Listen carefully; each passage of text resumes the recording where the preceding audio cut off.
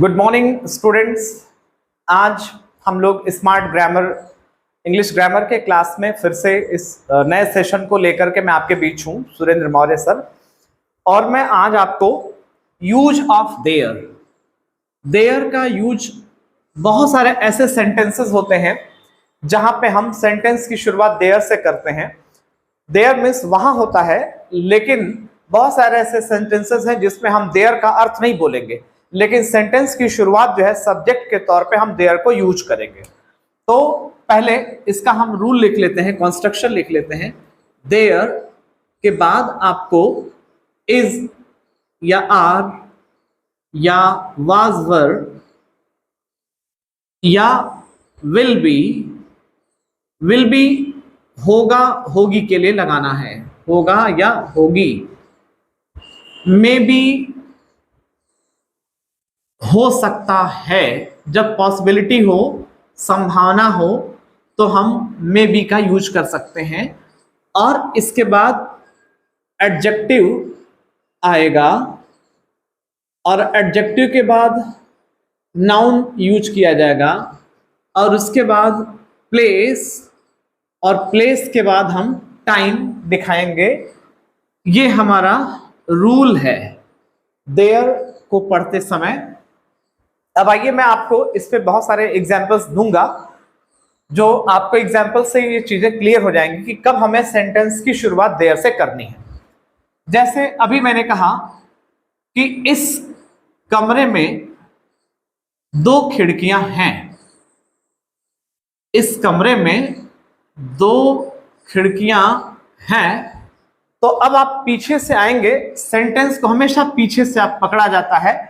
Sentence के last में आप देखेंगे हैं आया है, तो हैं के लिए हमें इज या आर लगाना है। इज सिंगुलर के लिए, आर प्लूरल के लिए। अब इस हैं से तुरंत पहले आप देखेंगे कि no action word is given here.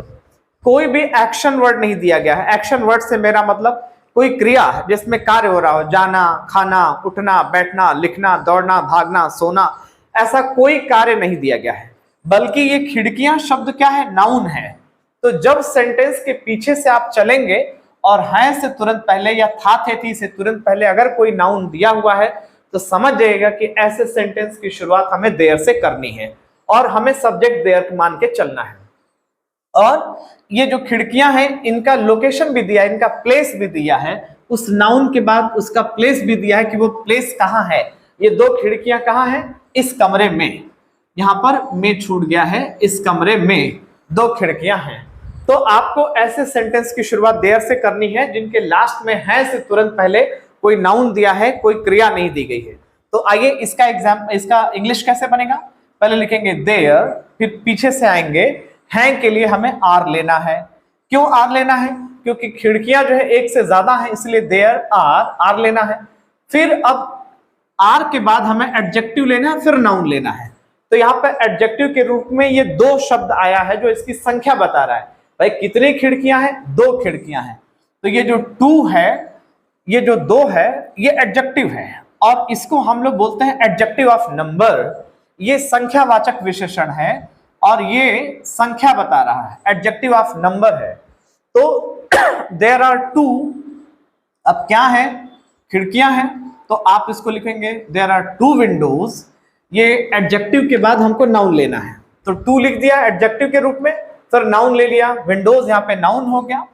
अब इसके बाद उसका प्लेस दिखाएंगे कि वो खिड़कियां कहाँ हैं। पीछे से चलेंगे, मे के लिए इन, और इस कमरे में आया है तो इसके लिए आप लिखेंगे दिस और रूम। तो there are 2 windows in this room. इसी तरह से आइए दूसरा एग्जाम्पल आ गया कि मेरे घर के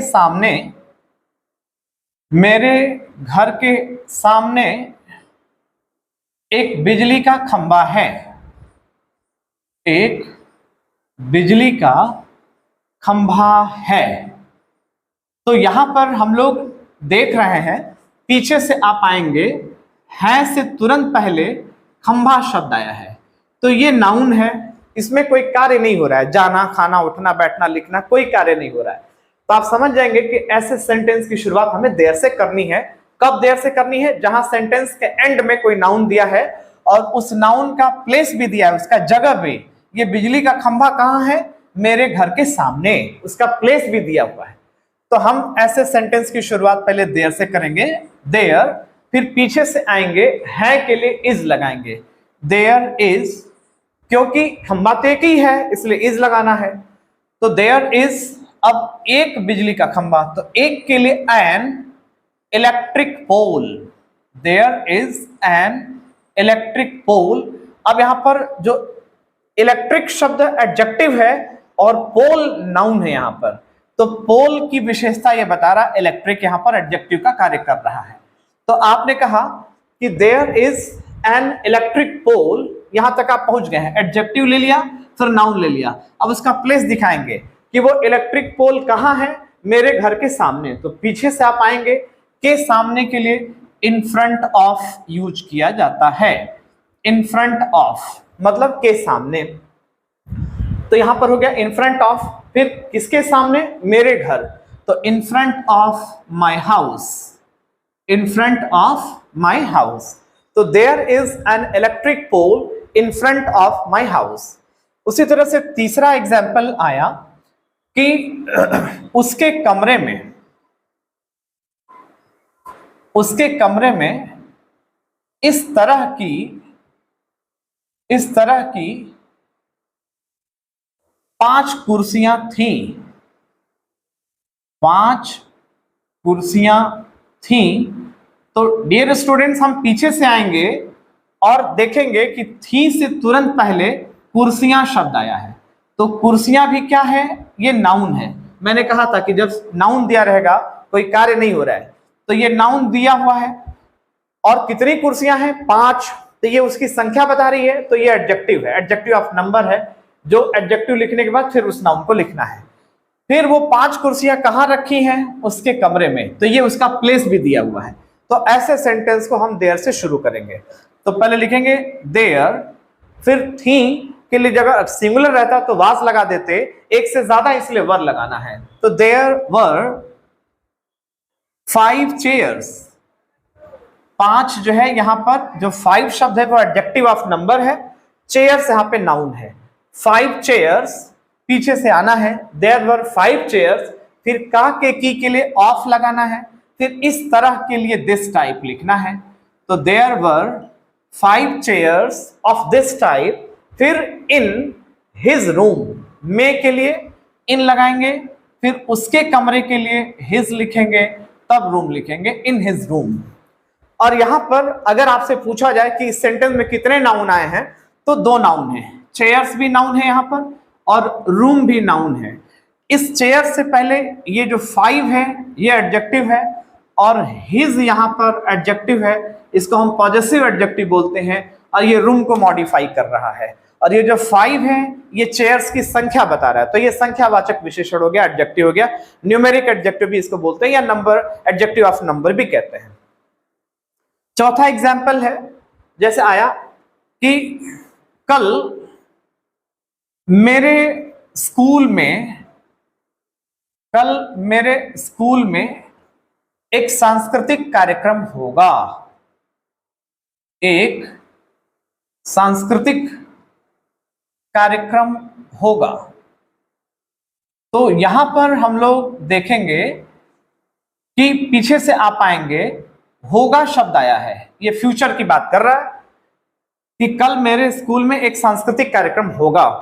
तो होगा होगी के लिए मैंने लिखा है विल बी, विल बी का मतलब होगा या होगी। तो हम पहले, अच्छा क्या होगा? एक सांस्कृतिक कार्यक्रम। तो ये जो सांस्कृतिक कार्यक्रम है, कार्यक्रम क्या है? नाउन है। तो जब सेंटेंस के लास्ट में कोई नाउन दिया है प्लस उसका प्लेस भी दिया कि वो सांस्कृतिक कार्यक्रम कहां होगा, मेरे स्कूल में होगा, तो आप समझ जाएंगे कि ऐसे सेंटेंस को हम देयर से शुरू करना है। तो पहले आप लिखेंगे देयर, फिर पीछे से आएंगे, होगा होगी के लिए will be, there will be, फिर क्या होगा? एक सांस्कृतिक कार्यक्रम। तो और इसको ए को अ बोला जाता है, कल्चरल प्रोग्राम। कल्चरल शब्द यहां पर एडजेक्टिव है, कल्चरल प्रोग्राम। और अगर देखा जाए तो ये प्रोग्राम शब्द यहां पे नाउन है और कल्चरल जो है एडजेक्टिव है। जैसा कि मैंने स्ट्रक्चर में लिखा है कि पहले एडजेक्टिव लेना है फिर नाउन लेना है। तो कल्चरल शब्द एडजेक्टिव है और ये प्रोग्राम को मॉडिफाई कर रहा है, इसलिए ये नाउन यहाँ पे प्रोग्राम है। तो there will be a cultural program, अब कहां होगा उसका प्लेस दिखाना है। इन माई स्कूल, ये प्लेस हो गया, इन माई स्कूल। और लास्ट में हमें टाइम भी दिखाना है कि किस दिन होगा, कब होगा। तो लिखा है कल, तो आने वाला कल है, इसलिए हम यहाँ पे टुमारो लिखेंगे। आने वाले कल को हम लोग लिखते हैं टुमारो, जैसे बीते हुए कल को यस्टरडे लिखते हैं। तो पूरा सेंटेंस बन गया, there will be a cultural program in my school tomorrow. तो आइए कुछ और एग्जांपल्स देखते हैं। इसको मैं मिटा रहा हूं, इरेज कर रहा हूं। कल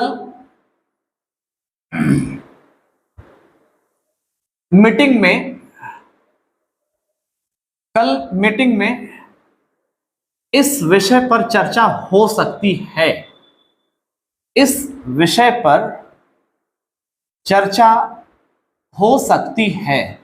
तो इस बात की संभावना है।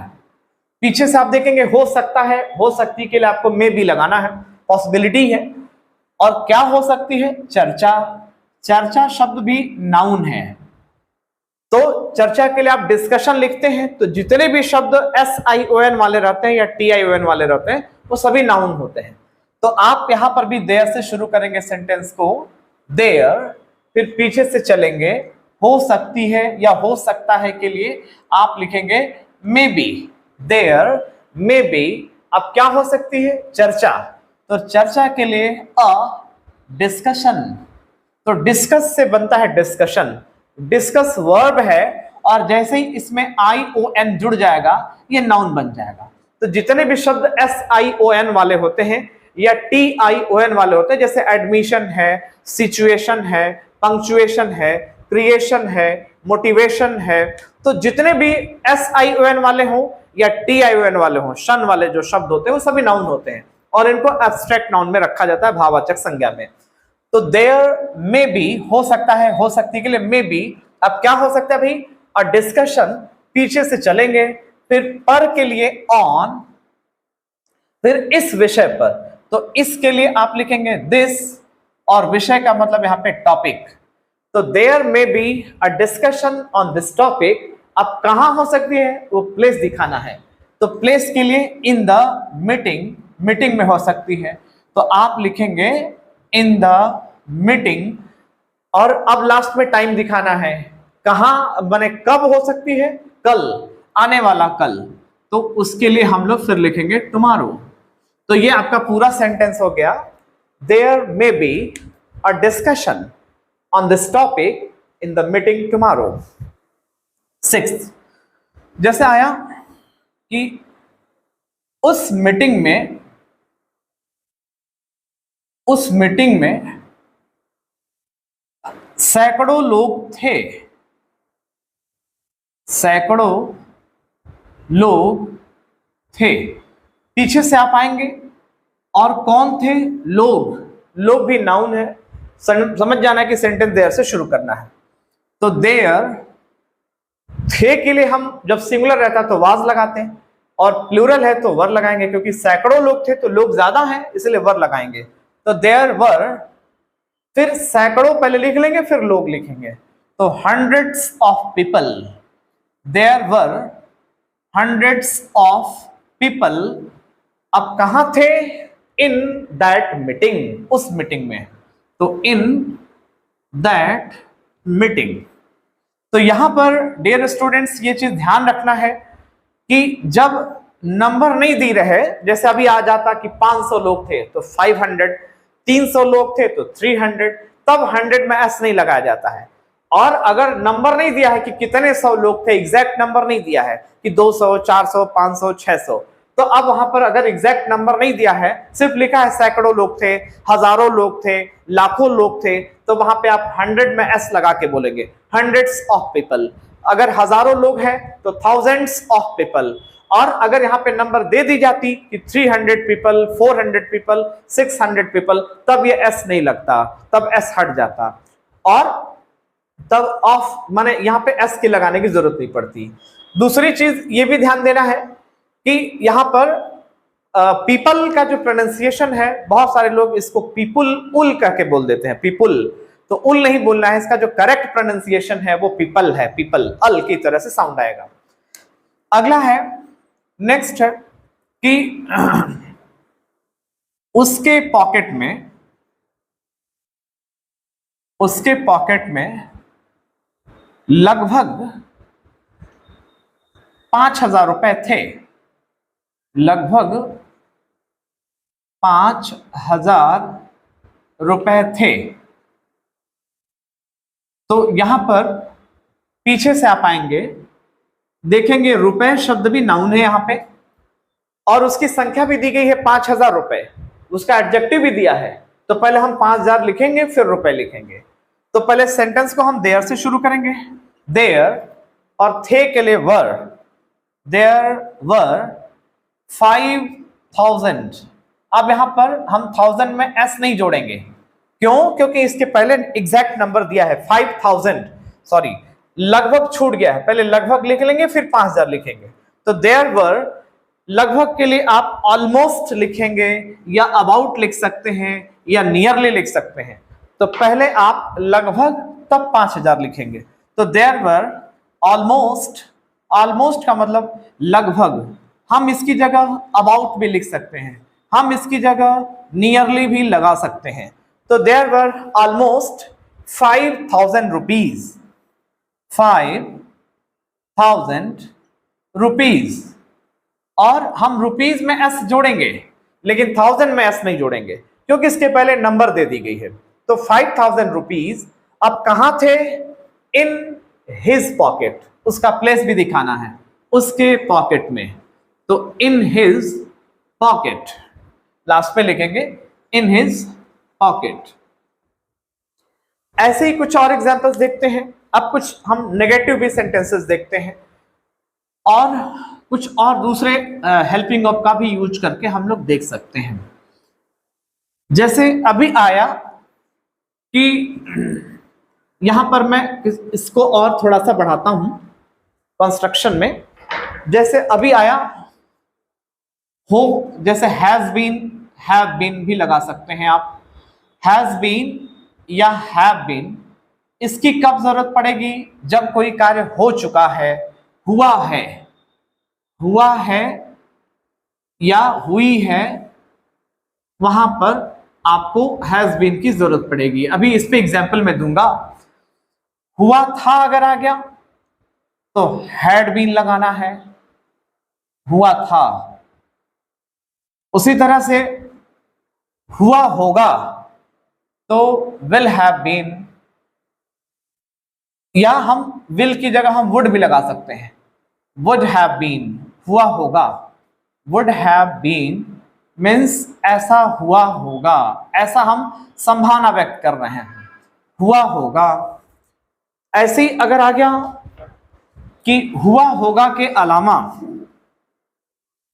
जरूर हुआ होगा, अवश्य हुआ होगा, तो वहां पर हम मस्ट हैव बीन यूज करेंगे। जैसे हम मस्ट हैव बीन, जब अवश्य हुआ होगा, कोई चीज श्योरिटी दर्शाई जाए, अवश्य या जरूर हुआ होगा, तो वहां पर हम मस्ट हैव बीन लिखेंगे। जब कोई चीज 100% श्योर है तब। और वही अगर शायद ही हुआ होगा, बहुत कम संभावना है, तो हम माइट हैव बीन लिखेंगे वहां पर।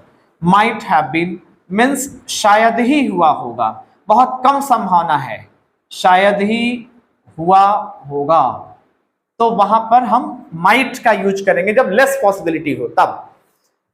और यही अगर आ जाए हो सकता था, जैसे कुड हैव बीन भी लगा सकते हैं। इसका मतलब होता है हो सकता था, या हो सकती थी, या हो सकता था, ये हो सकता था। इसकी जगह अगर शुड हैव बीन का यूज किया जाए, शुड हैव बीन, तो इसका अर्थ होता है होना चाहिए था, होना चाहिए था। आइए अब इस पे हम लोग एग्जाम्पल्स देखते हैं इनका यूज करके। अभी मैंने आपको मे बी तक सिखाया इज आर का सिखाया, वाज वर का सिखाया, विल बी और मे बी। अब इसके आगे और भी एग्जांपल्स देखते हैं। तो जैसा भी आ गया कि उस दिन उन दोनों के बीच सहमति हुई होगी, या इस बात पर सहमति हुई होगी।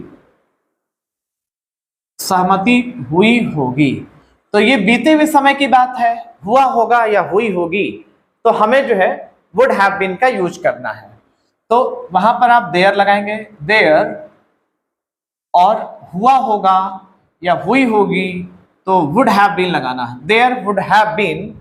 अब क्या हुई होगी? सहमति। तो सहमति के लिए एग्रीमेंट होता है, AGREE। एग्री मीन सहमत होना, और जब किसी क्रिया में हम मेंट जोड़ देंगे तो नाउन बन जाएगा, एग्रीमेंट। तो एग्रीमेंट यहां पर नाउन हो गया। जैसे पनिश का पनिशमेंट होता है, एंगेज का एंगेजमेंट होता है, सेटल का सेटलमेंट होता है, तो मेंट जुड़ने से नाउन बन जाते हैं। तो there would have been an agreement. अब इस बात पर, तो ऑन दिस पॉइंट या ऑन दिस टॉपिक भी कह सकते हैं, ऑन दिस पॉइंट भी कह सकते हैं, इस बात पर के लिए। फिर के बीच आ गया, तो के बीच के लिए उन दोनों के बीच, तो के बीच के लिए हम बिटवीन लगाएंगे, बिटवीन बोथ ऑफ देम।